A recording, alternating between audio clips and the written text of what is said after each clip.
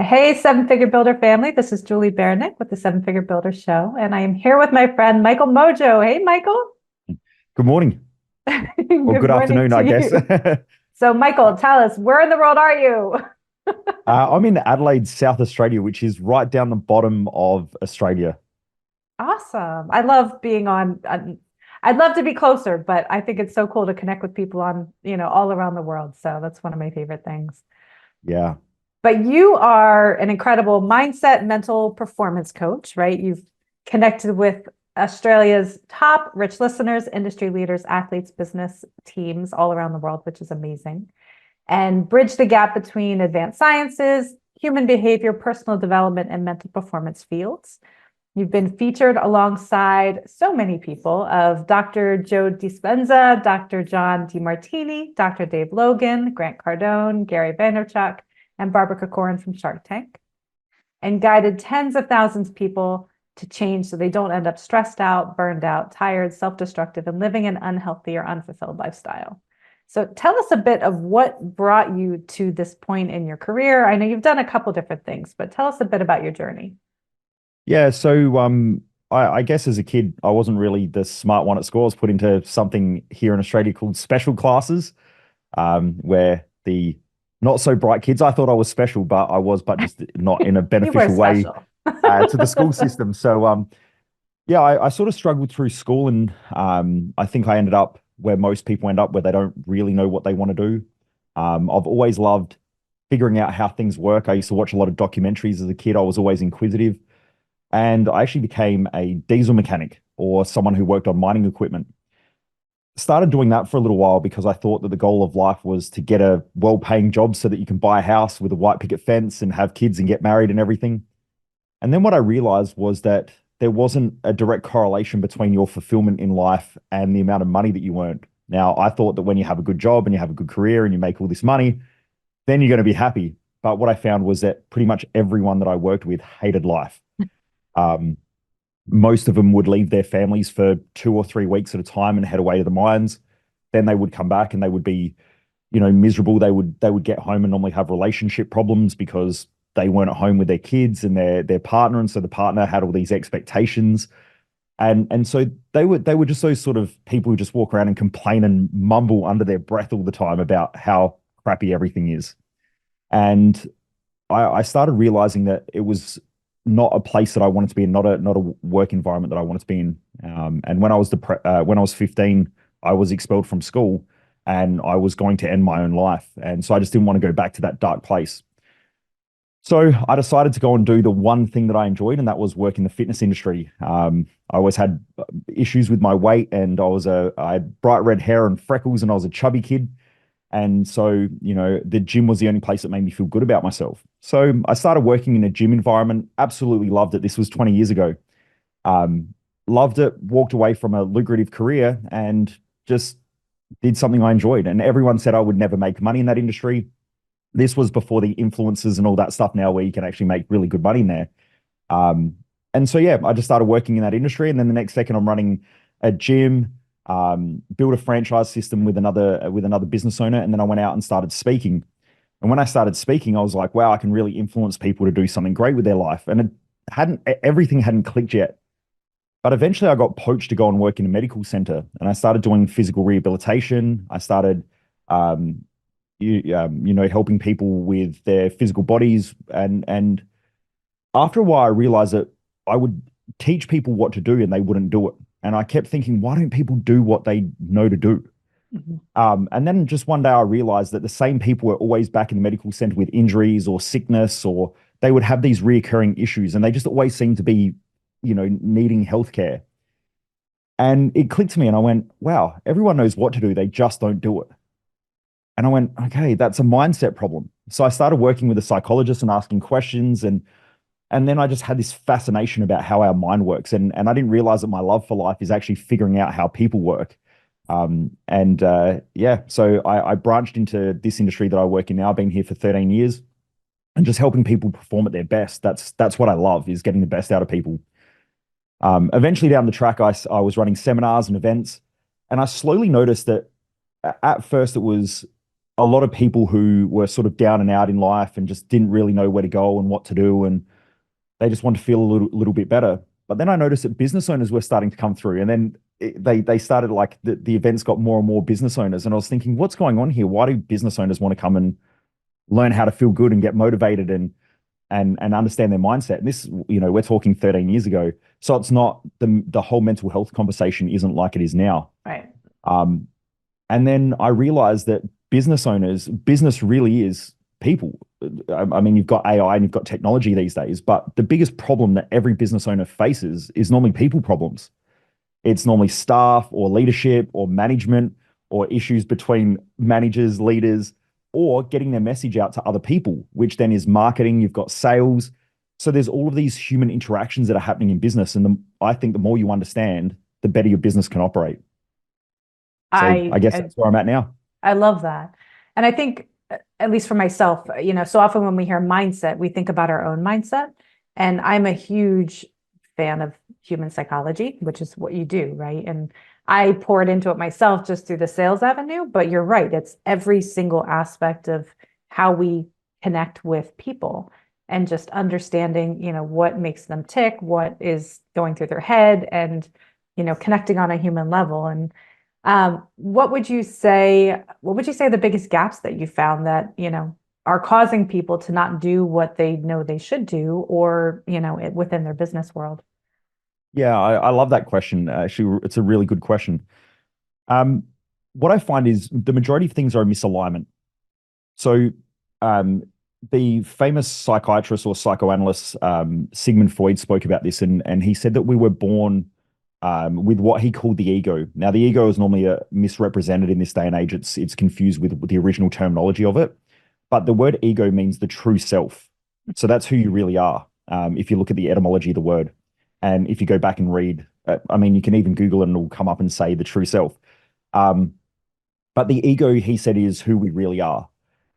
Then you have these things called impulses and instincts, which are essentially impulses and fears. So when humans are impulsive and we're run by our emotions, that's normally because fear drives it. So the more we have fear, the more impulsive we become. And so it creates this vicious cycle. Now, kids are very impulsive from a young age. So they don't really know who they are. They can't really control their impulses. It's a different part of the brain center that is operating when a child's young. And so children are very driven by fear or by things that are exciting and fun and make them feel good in the moment. That creates these vicious feedback loops for the child. And so therefore a parental figure has to come along and say, you can't eat sugar as much as you want. You have to go to school. You need to do these things. Because if not, the child's just too impulsive and too fear-driven that it will, hurt itself. So what he spoke about is that these authority figures come in and they implant their values onto the child. Now, the problem with adults is that we were children once who have these implanted values. So now we start living life with all of these voices inside of our heads that say what we should do, what we shouldn't do, that we're going to be judged, we're going to be criticized. And so it's really hard for most adults to make effective decisions for themselves because it's clouded by all these implanted values from parents, teachers, authority figures, other kids at school. And so a lot of people end up off their own path. Like, I would say that 99% of people who come to my events, my seminars, or hire me for coaching in some way, they have these implanted values that make them feel guilty, that make them feel ashamed. They say, I really want to do this, but, Right. And it's all these clouded voices inside their head. And so they really don't know who they are and what they're here to do. So I believe that one of the key things that all people need to do is create a success map for their own life and get absolute clarity on things that fulfill them, which come from your values, your purpose, and your unique lifestyle balance. Then you need to have a clear vision or clear visions, a clear mission, and then effective goal setting. And then from there, you can fine tune, depending on the performance principles you have or the psychology tools you have, then you can tune your mind to stay on that path. Most people live life without a map, so they just sort of wander and they're trying to figure out what makes them feel good. Again, they can become impulsive because they go, I feel good doing this, but it's destructive to their goals or their mission. Then they feel bad, so then they beat themselves up and they feel like they're not where they're supposed to be. And so it just creates all these crazy mindset patterns or these emotional patterns that most people have. So I really think that most people just need to build that clarity first individually. Now, for business, it's exactly the same. That if you don't have clarity on where you're going, and I think this is a problem with small business owners, is at first they're trying to find product to market fit, or they're good at their trade or whatever they do. And so they just get out there and they start doing things. And then they start hiring staff because the business takes off. They start making more money and they go, wow, there's all this chaos. I've got to, I need people. So then they hire all these people. And let's say they have $1 million in revenue. They now have $1 million coming in, but now they're just pushing it all back out into staff wages, thinking that the business is going to keep growing. But the clarity's in their head, not in staff's head. Then the majority of business owners who come to our events and stuff, they'll say things like, oh, staff are useless. They just don't get it. Like, I've got to tell them 1,000,000 times. And they're so frustrated. But they don't realize that the clarity is in their head, not in everybody else's head. And the other thing is that most business owners actually don't have clarity, even though they think they do. And so even their own head is chaos, and then it just amplifies out. So that's where you get all the stress and the frustration and the, all of those things. Yeah, and your team is a direct reflection of yourself, right? Yeah. So as people are going through that, right, and making their map of what you mentioned, what would you tell them to get that clarity? Like if they feel like I don't know what's getting in my way, I don't know those things that I'm pulling along with me from my past, how do I break through that to actually get that true clarity? Is it talking to somebody, or like what would you tell them for that? Yeah, another great question. So Epictetus, who is a famous philosopher, said that you have to know, first of all, what you can control, what is outside of your control. And then the third thing is you have to know the difference between those two things. And I think that most people live in a gray zone of what they can control and what they can't control. We know that we can't control other people logically, but then throughout the day, people get frustrated that people don't do what they want. But the thing that they can control is themselves and their own thoughts, their own emotional states, the way that they respond to things. We can control our diet, we can control the time we wake up, the time we go to bed, and the principles in which we live by. And so to get that clarity, we first of all have to sort of semi-eliminate the things that we can't control, which is a sort of a roundabout way of saying before you build your success map, you have to clarify what you can control and what you can't. A lot of people say, well, I want my parents to be proud of me. Well, you can't control that. Whether they're proud or not proud or happy or unhappy, you can't control that. So immediately they've crossed over trying to control something that they can't control, which is going to make them miserable. And so a lot of people say, well, I want people to like me, or, a lot of business owners are afraid of judgment or criticism, same as in sales, right? Like I want someone to like me. But the thing is, I can't control that. I can just do the best that I can. And some people like me, some people don't like me. It all depends. There's so many variables. So we have to start clearing out those thoughts and ideas before we try to get clear. Then from there, the first thing that we need to do is understand that all humans are driven by a set of values or a value structure or a values hierarchy. And it's a field of study called axiology. Now, when most people talk about values, they think about kindness and respect and these sort of moral virtues, but that's not really what they are. What our values are the things that we value uniquely to ourselves. And so they're our priority order within our lives. So some people have their number one priority in life is family, and they will give up everything, work, career, business for family. And so if you look at a stay-at-home parent, their highest value is probably family, because they're giving up their career, they're giving up money, they're giving up everything to support that family. Whereas other people say, well, family is my highest value, but when you look at their life and what their life demonstrates, they're working 80 hours a week in a business. That tells you that really their priority is business. But because of moral virtues, people, and these are those implanted values, people think, well, family should be my highest value, but it's actually not. So my highest value is teaching, learning, coaching. I give up everything in order to do that. I can do other things outside of that, but if that value isn't met for a period of time, I start to feel down, depressed, flat, tired, burnt out. My energy levels drop because I'm not filling the cup that makes me the most abundant and vibrant in life. So we have to identify our own unique value set. And normally the top 3 values are the most important, because that's 90%, 95, 99% of your life. The way to do that, the most simple way, is to look at what your life demonstrates. So it's not what you think it should be, it's what actually your life demonstrates. So I've tried all these different values tests that are on the market and everything. And most people, their idea of what the questions are asking when you fill them out normally comes back really incorrect. So if you ask someone who's let's say overweight and they feel bad about their body and you say, well, what do you spend most of your time thinking about? Now, if they're sick and unhealthy, they might say health, but their life doesn't demonstrate health. So therefore, even though they think about it a lot and they think that it's important, it's actually not. So it can become really confusing.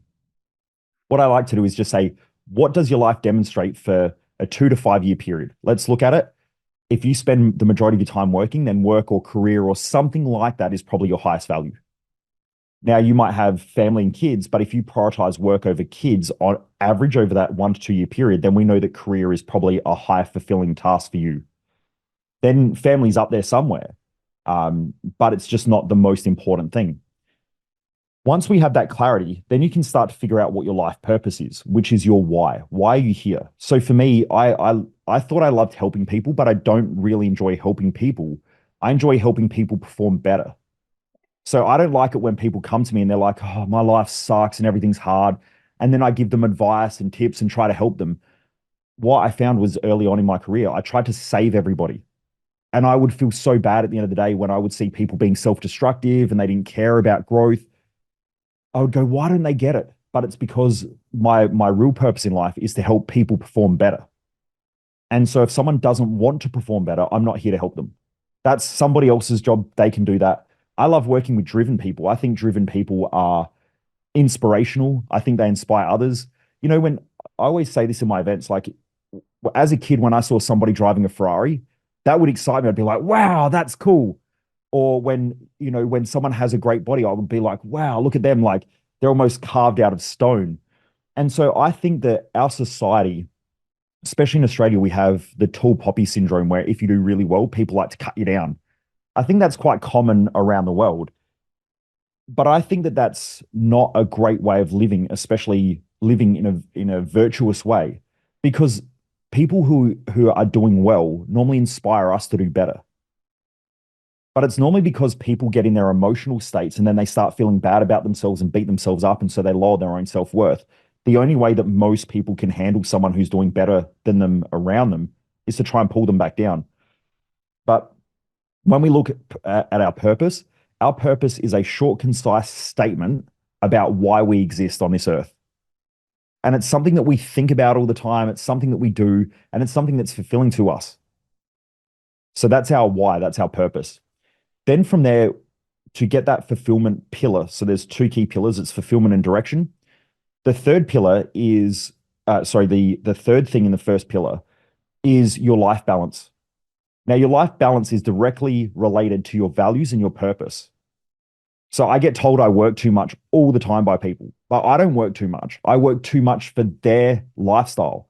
For me, it's completely fine. Like I know how much I need to work in order to feel fulfilled. I also love exercising, train a lot. So I know that I need to move for 2 hours a day on average. For most people, that would kill them. But for me, that's what makes me fulfilled, and that's my balance. But that's not somebody else's balance. They might need to spend 2 to 3 hours a day with their family. If I spent 2 to 3 hours per day with my family, we would all kill each other. So we need to understand what our unique lifestyle balance looks like and craft that around our life. The challenge with lifestyle balance is that most people, because they're emotionally driven, they want to try to avoid things that they perceive are painful or challenging. But it's the pain and the challenge that helps us to grow and expand in life. And that's the thing that provides our fulfillment.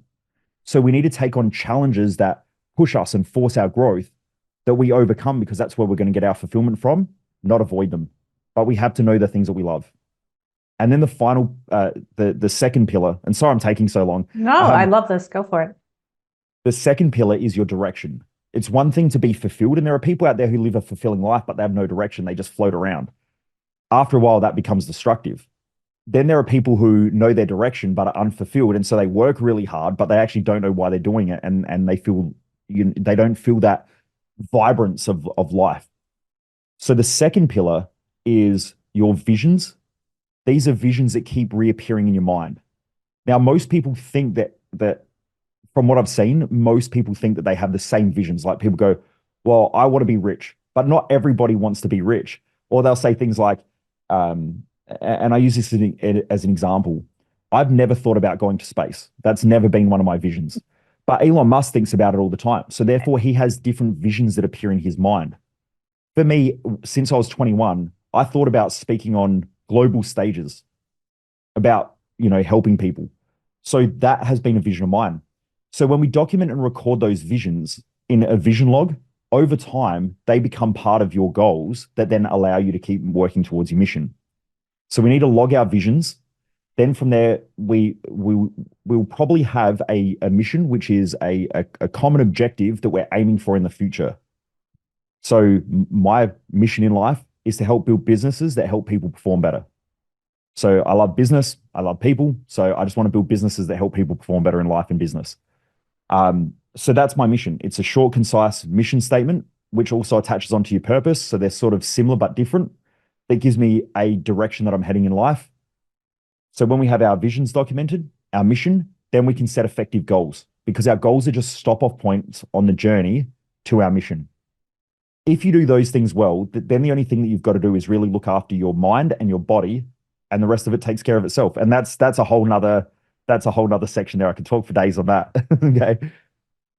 I love it. I love it. And this is very helpful. What have you seen when people go from being out of alignment to when these things are truly aligned? Like, how does that impact people's lives? Yeah. I think there's no such thing as really being in alignment, because it's almost, I describe this as driving down a highway. Even when you drive down the highway, you're still micro adjusting the wheel all the time. A straight line in a car is never dead straight. You're always micro adjusting. So I think when people are more aligned, we micro adjust on a daily basis, or we might micro adjust multiple times throughout the day. Whereas when someone's really out of alignment, they're the sort of people that are driving down the highway and they turn the steering wheel really hard in one direction, and then the car flips and crashes. And so people who do that, they start getting momentum, and the next second they change everything really, really quickly and turn in a different direction, and everything just blows itself to bits. Now, that's okay if you're going at low speed. I very rarely work with people who are at low speed. The majority of the people that I work with are normally driven, enthusiastic. They want to get somewhere in life. They feel guilty if they rest too much, because there's something inside of them that's like, we want to achieve things. Let's go. We got to do stuff. So they like that momentum. But some of the things that they do that throw them out of alignment is they'll feel guilty resting, or they start to rest and then their mind kicks in and it just fires up, and then they think that they're resting, but their mind's going crazy. So that's driven people. I don't think the majority of society are like that. I meet a lot of people who just, they're like, I love relaxing. I can sit there for days and just sit there with a fishing rod and do nothing. A lot of the people that I work with are business owners, athletes, people who have big goals and big dreams. So they need to learn how to switch off a little bit. They need to learn how to relax a little bit and not feel guilty and ashamed of resting. But at the same time, they also have that drive and ambition where they need the clarity to keep moving forward. So what I see as some of the biggest problems that throw them off track is those implanted values and trying to people please. But that's normally a communication problem. So we have a lot of business owners who come through our events and they'll say things like, my husband or my wife tells me that I work too much. But at the same time, they want all this money that I'm making, and they want the lifestyle, and they want to put our kids through a college, and they love the fact that I make all this money. But at the same time, they don't want me to work as much, and that's causing conflict in the relationship. They just don't know how to explain and understand each other's values effectively. So if it's a husband wife, which this is a common pattern, it's more males seem to have this pattern more than women, but women, we get a lot of driven women to our events as well who have the same with their opposite partner. But if the man is driven by money and finance and or business, and then the partner is more of a family, high family values, they actually both have the lifestyle that they want, because they both want a family and they both want to live an abundant life. It's just their values order is in different priorities. So they're similar but different. And so the lack of communication, they can't explain why they want that from their partner and what they get out of it. And so that there's a misalignment in communication. And so what they do is they both sort of subordinate to each other for a while until they build up all this resentment, and then it just blows itself to bits in a heated argument. And then all the frustrations and resentments come out. And then After that happens, then they start to rebuild again. They sort of try to figure out how they can mesh it together. I don't think that that's an effective strategy. I don't think anyone in an intimate relationship or in a family environment should give up their values. They just need to explain it in a format where the other person goes, I get the best person in our relationship when they do these things, versus I get the best in my relationship because the person's doing this for me. When you do that, though, that's not really relationships. That's two individuals trying to figure out how they can get what they want. So it's always a negotiation. I know for my wife, she loves creative writing, and she's writing a screenplay. And so I know she starts to get a little bit, and by the way, she runs our company. So she's sort of head of operations CEO. She will work extremely hard, but after a while, she starts getting narky. And I say narky is like where she just starts to pick on small things. Mm-hmm. And straight away, I know she needs to go do creative writing. Not because I need her to, I want the company to grow.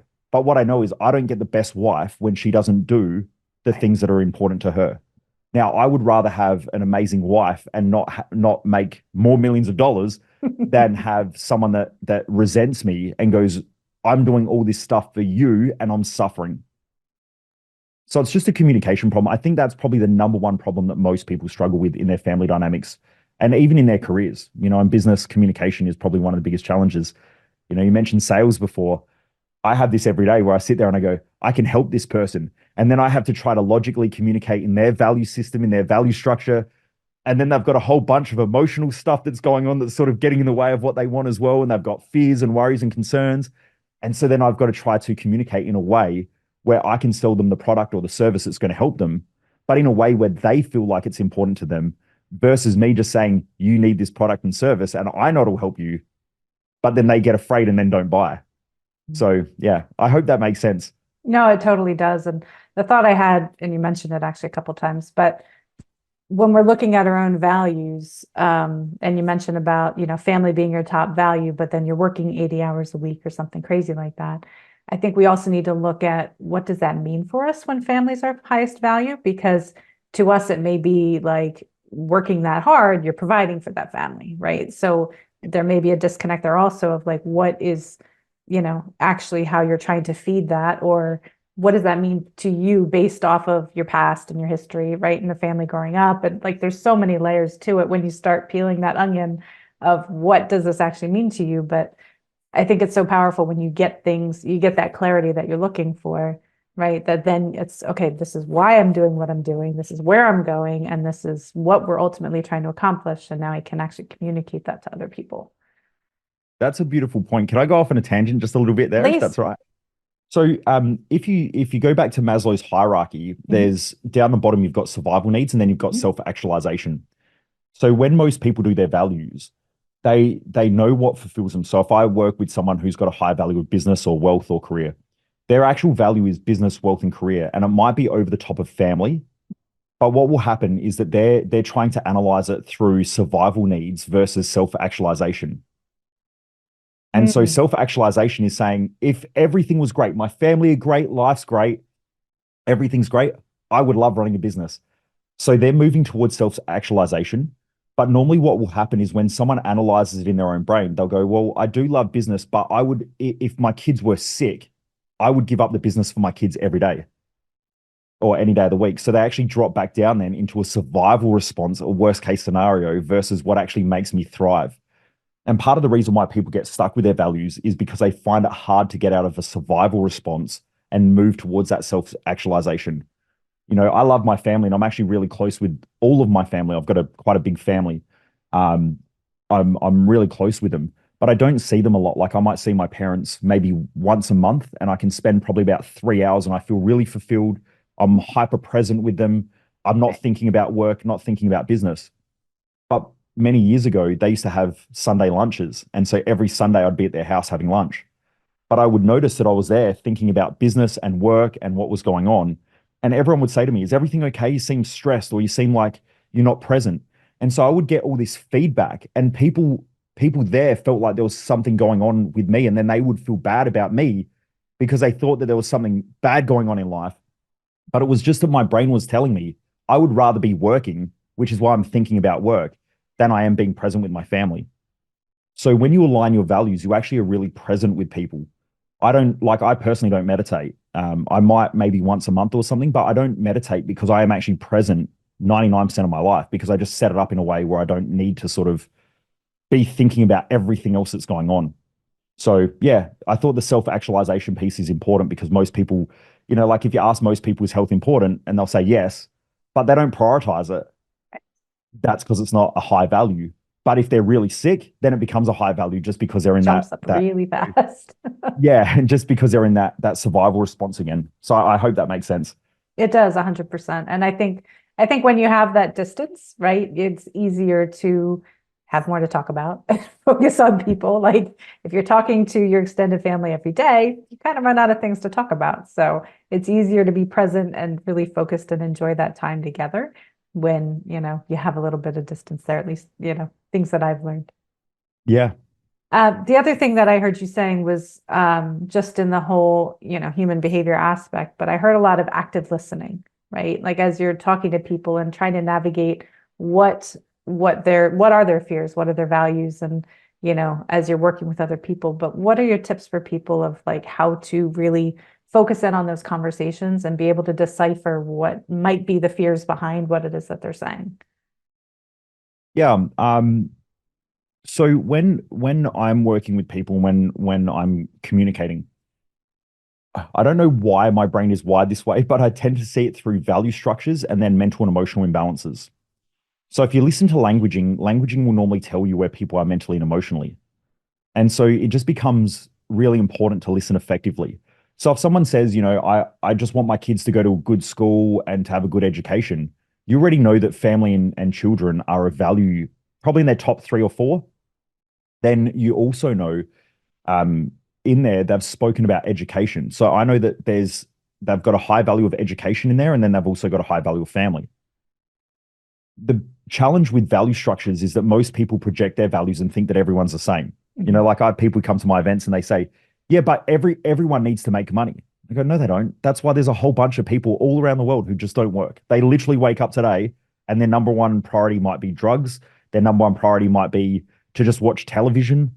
They might be gaming. They don't care about money.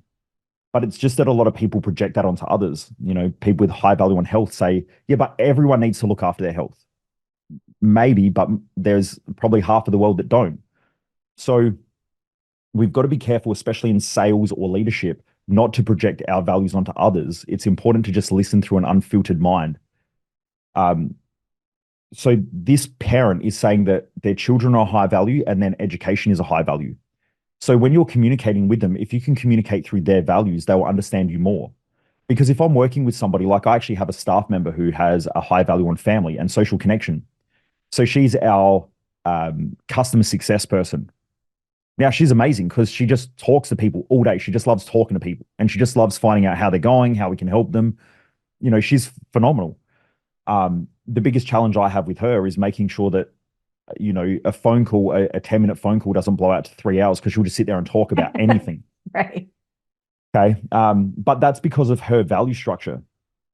So the first thing that we want to do is, especially when you're in communication, if you're in a leadership role or in a sales role, or even if you're marketing, is understanding the values of the people that you're talking to.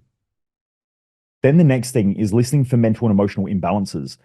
Now, an imbalance is anything that's either a positive or a negative. Like I'm not a positive thinking guy. I don't believe in it. I don't think it's effective. And there's no conclusive evidence that having a positive mind leads to positive results. Now, does that mean that if we think in a more empowered way, that could help? Yeah, it does. Because that's why we have a mission and a vision, because we believe that the future can be better than the past. But we've all met people who are positive and optimistic who don't get anywhere and don't achieve anything because they see the best of everything and they think that everything's going to be easier than what it is. And that doesn't work out. So an intelligent person sits there and goes, right, I believe the future can be better. I believe we can do all these great things. But at the same time, there are going to be obstacles. There's going to be challenges. There's going to be a whole bunch of stresses, things that we need to learn. So I think optimism and pessimism need to be balanced out in the planning process and in our daily processes, because if not, we can become hyperactive and then eventually we burn out. Or we can become over optimistic and then all of a sudden everything falls apart and then we become pessimistic and beat ourselves up. So it's sort of like we need to have this sort of balancing act within our own psychology. But when we're talking to others, if I listen to people and they say, I'm just really excited to start my business and I just can't wait to get it started. I'm like, oh no, here we go. Like they don't realize that the tsunami's coming and they're just going to get smashed. You probably see this as well, where some people are like, I want to start a business so I can do what I want, when I want, how I want, and I go, Oh, you poor okay, thing. yeah, yeah. Or I meet people who work for somebody else and they go, I don't know why I work for them. Their charge rate is $150 an hour and they only pay me 40. And I go, yeah. And they go, well, they're making all this extra money. And I go, No. tax. In Australia, we have superannuation, which in the US is like a 401k. Mhm. So it's like our retirement fund, insurances. And I start going through it with them and I'm like, out of that, they made $2. They make $2 an hour off of you, my friend. And they're Right. like, oh, yeah, okay, it doesn't. So the mental and emotional balances are important because if someone's excited, they're probably going to they're going to over exaggerate their action. Mhm. Whereas if someone is a bit down and depressed, they're going to under exaggerate their actions. So I'm sort of listening to that in the process, and I'm trying to work through them with that, especially in sales. What we want to do is in the sales process is find out what problems people have, what are the challenges, how long they've had them for. And question asking, I think, is probably one of the greatest, most underutilized tools on the planet in communication. Right? I teach a lot of my crew. I've got a process for great communication, and it's a real simple one, and it is ask questions, shut the F up. Done. and Yeah. and I repeat it over and over and over again because I think most people in the sales process over communicate. Whereas what we want to do is we want to ask questions and then let them talk. And then ask more questions and let them talk. And the question asking process should lead them to the solution of the product or the service. Whereas when a person's trying to sell their product and the service, they're so hyperactive and they love it and they're trying to sell it. And sometimes a customer walks away and goes, it sounds great, but there's all these things that I'm feeling that I don't know how I feel about it. And so they sort of put the brakes on a bit. Um, yeah. So they're the two things I really listen to is values, what's important. And then secondly, the mental and emotional imbalances, because I think that it's our job in leadership, in management, in sales, in marketing, is to use those emotional levers and also value structures in order to move people in the right direction. Like I personally don't want people in my events who aren't really growth driven because I know they're going to come, they're going to learn something, they're not going to execute, they're not going to implement, and then eventually they're going to blame me because they're going to say, well, I spent all this money and I didn't get results. It's not that they didn't get results because we have thousands of people who do. It's just that the value structure is out of alignment. And if they're doing something because they're in an emotional state and they're just desperate, desperation breeds desperation. So I don't want desperation. I want people who want to come to me because they want to grow, they want to learn, they want to evolve, they want to grow their business or have a better life or improve themselves. Or, I love the fact that we have a massive community of people who are driven to personally be better, and want to develop. I love that. And it's funny, it makes me think back. I actually started my career, I didn't mention this to you, as a registered nurse. And Okay. one of the things I hated the most about nursing school was a class called therapeutic communication. And I hated it for so many reasons, including the instructor and other things. But it's one of those things that I shifted from nursing over to technology, over to, helping Fortune 500s and consulting and all sorts of stuff. But it's one of those things that has carried through for every single day for the rest of my life is just learning how to communicate with people and read people and, just the whole human psychology thing that we've been talking about. But it's so powerful no matter where you are. It touches every single aspect of your life. Yeah, I agree. Yeah. So I'm curious, you've accomplished a ton of things, both personally, professionally, everything. But how do you define success? What does that look like for you? It's a great question. I get asked that a lot, actually. It's a real hard one to define, but it sort of is, but it isn't. And I think for me, it's being able to live your values. Because if you can live your values in the way that you want to live them, then I think that you're successful. So I get really inspired by seeing other people live their values. And I mean, last night I was watching one of the awards. It was just little snippets of the award show, Mhm. and I love watching musicians play and moving an audience. Even now, it gives me tingles. So I love that because I can see that it changes the way that people feel about their life. They can be having a bad day and they so for me, like I get emotional watching that. I start getting, a tear or two. So to me, that's inspiring. My sister is an amazing mother, and when I watch her around her kids, which are, my niece and nephew, she's just amazing in the way that she communicates with them. Like, she's never ever done any personal development or anything. But when it comes to her kids, the way that she operates is phenomenal. And to me, that's super inspiring. And I think she's an amazing, successful person. So I tend to think that success comes through a person's values, not so much their finances, or probably because I've worked with a lot of people who have amazing finances and have achieved everything and still want to kill themselves. So yeah, Yeah, absolutely. And to your point, money isn't everything, right? Like it can make things feel easier, but you can be so miserable with it as well. So I know I love that. I think it's And an amplifier. Money amplifies. I think if you have bad habits without money, you'll have worse habits with money. If you have relationship problems without money, they're only going to get worse with money. And so I think it just amplifies everything. yeah, yeah, which goes back to the root discovery that we were talking about earlier and how important it is, no matter where you are in the stage of the game, right? Yeah. So I'm curious, if you had the attention of the whole world for 5 minutes, what would you tell them? The same thing that I think philosophers have been telling us for thousands of years, and that is know thyself, be thyself. And then I would add in the last part, and that is enjoy thyself. I love that. So simple and so powerful at the same time. Well, thank you, Michael, for being on today. This was amazing. Where can people find you online? How can they get in touch with you? Yeah, my website's michaelmojo.com.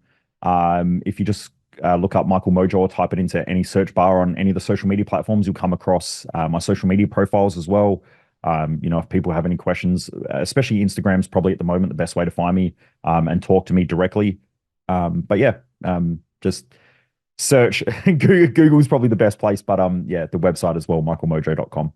Awesome. And we'll have all the links down below in the show notes. People can check them out. And thank you for being on today. This was a lot of fun.